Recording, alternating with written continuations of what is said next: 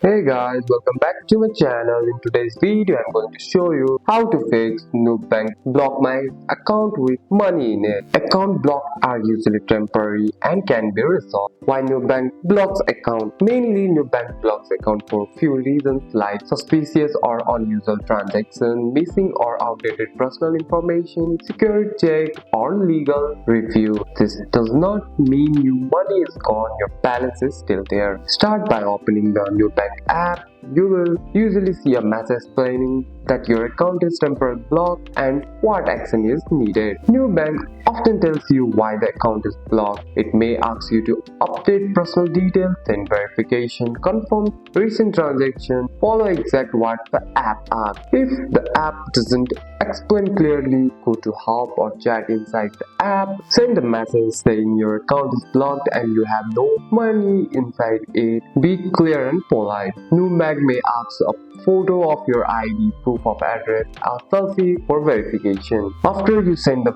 information, Nubank will receive your case. This can take few hours to few days depending on the situation. And that's it. That's all for today's video, guys. If you found this video helpful, drop a like and subscribe for more videos. Thanks for watching. See you in the next one.